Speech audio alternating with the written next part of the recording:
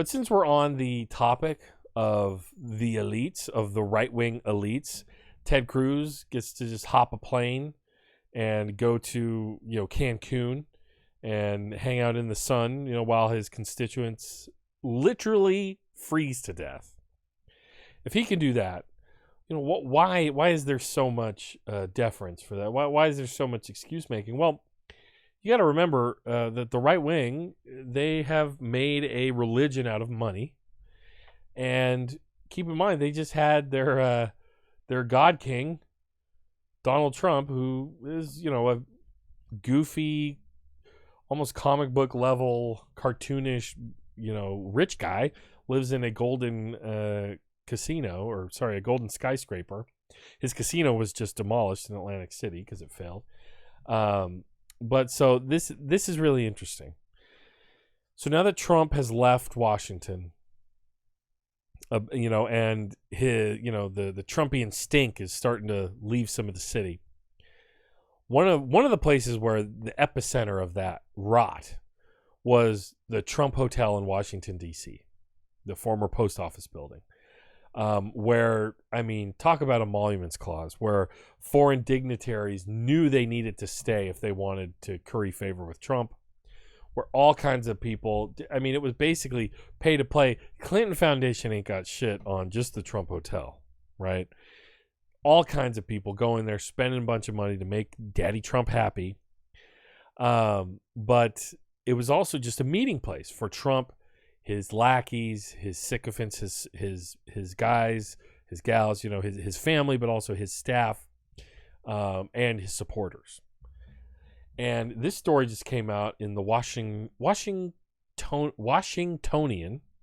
which is a more local paper to Washington.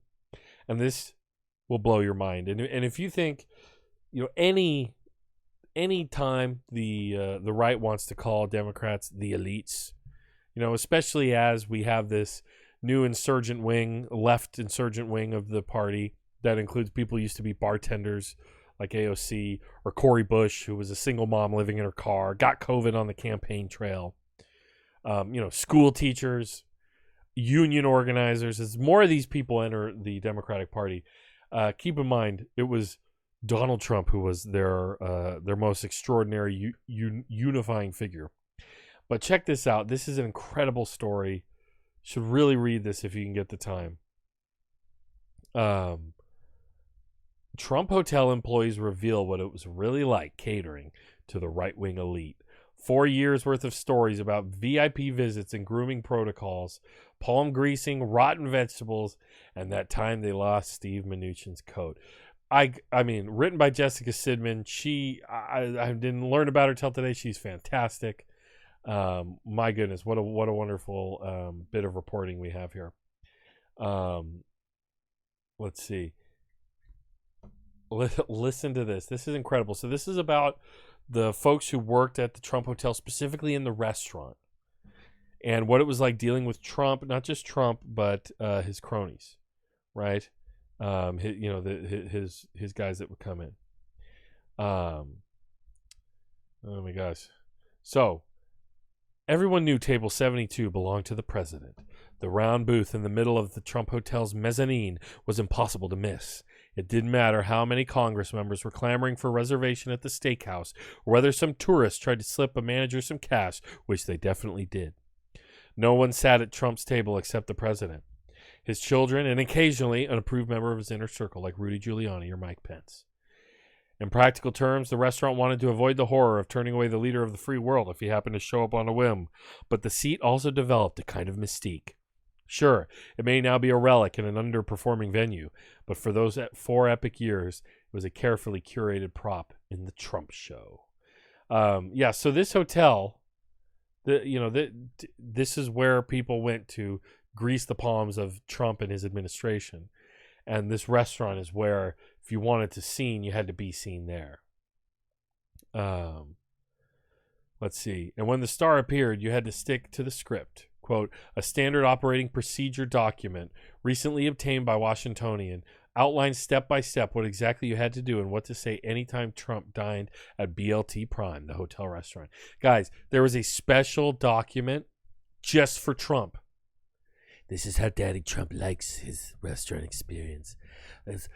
I don't want to hear you talking. I don't want to make small talk.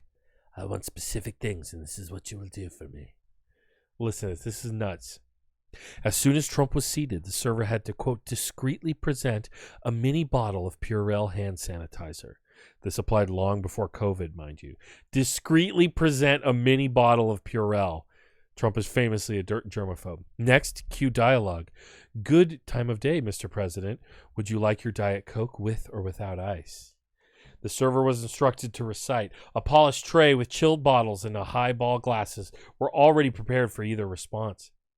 Directions for pouring the soda were detailed in a process no fewer than 7 steps long and illustrated with 4 photo exhibits. The beverage had to be opened in front of the germaphobe commander-in-chief. Never beforehand. The server was to hold a long-neck bottle opener by the lower third of the handle in one hand and the Diet Coke, also by the lower third, in the other. Once poured, the drink had to be placed at the president's right-hand side. Repeat until POTUS departs. Guys, for 7 steps to pour his Diet Coke. 4 pictures. You're going to pour it from the bottom lower third of the bottle. You're not going to mess up my bubbles. I must have all the bubbles. Don't uncarbonate my beverage. This is insane. Trump always had the same thing. Shrimp cocktail, well-done steak, and fries, plus sometimes apple pie or chocolate cake for dessert. Popovers, make it a double for the president, had to be served within 2 minutes, and the crustaceans immediately. This is really disturbing. The manual instructed the server to open mini glass bottles of Heinz ketchup in front of Trump, taking care to ensure he could hear the seal making the pop sound. Yes, you heard that correctly. He wanted to hear his little mini bottles of Heinz ketchup go pop open. So I know there's no germs and bad cooties in my ketchup, because that's the only way to eat a big boy steak is with ketchup. And my fries. This is insane. I mean, it goes into a lot of different detail.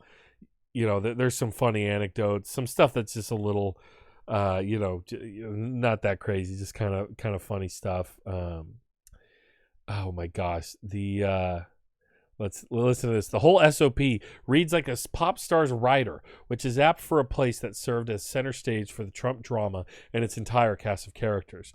Now, though, the Washington Hotel is in the process of figuring out its next act. In 2019, the Trump organization started trying to unload it for a reported $500 million, a number that industry pros reportedly balked at even before COVID devastated the hospitality world. Between the pandemic, Trump's defeat, and the fallout from the U.S. Capitol attack, the hotel's cachet has plummeted since then. A final disclosure released at the end of Trump's presidency shows that the property took a 63% hit to its revenue in 2020. Wow. Hold on. So, listen to this. Here's another thing that I just found really trippy. Like the time let's see. Trump himself never returned a plate, but if he was disappointed, you can bet the complaint would travel down the ranks. Like the time the president questioned why his dining companion had a bigger steak than him. The restaurant already special ordered supersized shrimp just for him and no one else. Next time, they better beef up the beef. It was the same steak, both well done. This is a quote. Maybe it was half ounce bigger or something. I don't know, says Williamson, who had previously run the kitchens. The chef had always prepared a bone-in ribeye or filet mignon for Trump. After Steakgate, he switched to a 40-ounce tomahawk. Trump would never again gripe that he didn't have the greatest, hugest, most beautiful steak. Guys, this was the president of the United States. It's over now. Like, the ordeal is over, but we're still living through the repercussions. Like, literally a guy who, like, why does he have a bigger steak than me? Open up my ketchup in front of me. This is, I mean, the Republican, facade of every man and I'm a hardworking guy. You know, they did this with George W. Bush. He's a guy you could have a beer with. George W. Bush is just like you. He's just a regular guy. who I'm sure, you've all had that upbringing where your own daddy was the president and the head of the CIA and the FBI director and all the other creepy, terrible stuff, and oil money up the wazoo. Jay Coleman calls it Steakgate. He probably puts ketchup on his steak. He does, Jay. That's all he puts on his steak. His well-done steak is ketchup. And he requires the servers to pop, make sure it's a brand new bottle every time. I mean, this, listen, I'm a fat dude. You ain't going to hear me fat shame Trump. And I found that stuff incredibly toxic nonsense. That's more resistance lib shit to girthers, right? When he, obviously put out his weight, which is less than he was probably, or totally most likely. And people called it girtherism and all this. I thought that shit was childish and stupid.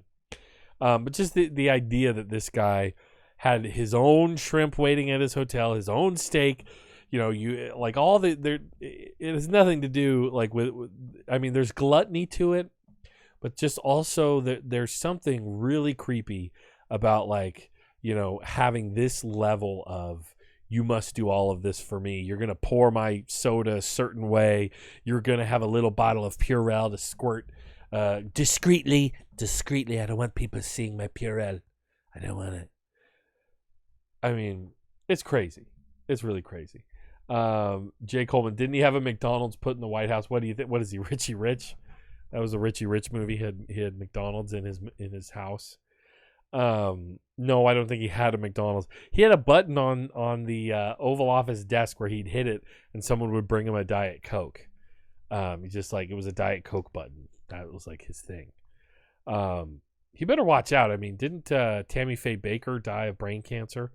And she would drink a case of Diet Coke a day. There's Diet Coke addicts, people who just love Diet Coke and it's all they drink. But this story tripped me out. There's a lot in this story. But also just the normalizing, nobody did anything about this. He's not ever going to be held accountable for lining his own pockets, opening a hotel up down the street from the White House just before he was elected. You know what I mean? And just making all this money off of it. Nothing's ever going to come of that. They're going to sell it, and he's going to get out of more taxes, reporting the loss in 2020, and they're still going to make excuses for him. And he's the most unfairly treated president of all time. All of that. It's crazy. This is the world we're living in, folks. I wish it wasn't this way. I wish it was better. But it is what it is. Oh, Jay Andrew World, my nose collapsed drinking Diet Coke. Jeez, dude. What kind of Diet Coke were you getting?